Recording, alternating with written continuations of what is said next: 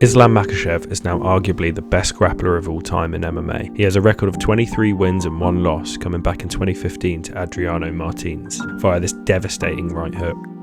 But since then he's been on an absolute rampage, racking up wins over some of the biggest names in the lightweight division, with 11 submission finishes along the way to claiming the undisputed title. Born in the Bershi village in Dagestan, Russia, his grappling roots are mainly founded in combat sambo, which he was competing in from a young age. He would later become both a European and world champion in the sport before fully setting his focus on the MMA scene. He's been a training partner and self-confessed brother of the other main contender of the best MMA grappler of all time, the legendary Khabib Nurmagomedov. The pair have trained together for over 20 years after Islam was taken in and trained by Khabib's father, Abdulnamap, arguably one of the best MMA coaches that's ever lived.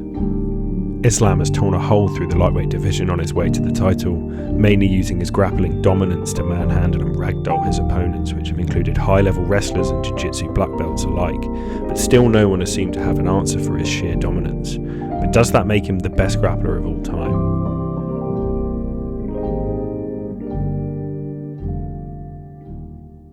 We've seen our fair share of great grapplers since the inception of the UFC. We've had several BJJ pioneers such as Royce Gracie, Damian Maia and Charles Oliviera.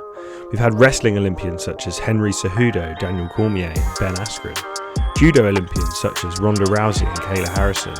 Sambo champions such as Fedor Emelianenko and Andrei Arlovski, just to name a few, but all arguably with much higher wrestling pedigree than Islam, but none of them seem to show the same versatility and dominance as he does every time he gets in the cage, regardless of the opponent. All except maybe one man.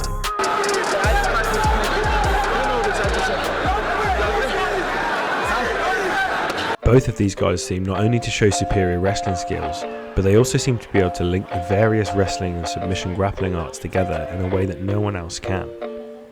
They use double legs and single legs, but they'll chain that alongside an Uchimata or a Sasai-suri Komiyashi, and then they finish with a wide arsenal of submissions when they get to the ground, against the highest level BJJ practitioners in the game.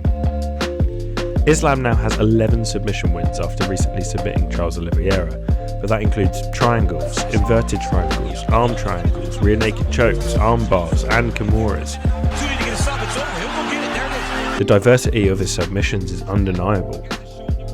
All of this combined is why I'm putting a case forward for Islam to at least be considered as the greatest submission grappler in MMA history. And I hope as time goes on, he continues his reign at the top of the sport and cements that legacy further. Hey, DC, tell this guy I deserve for top 15, or I wanna fight with Brock Lesnar. Calling for your shot against Brock Lesnar, I like that.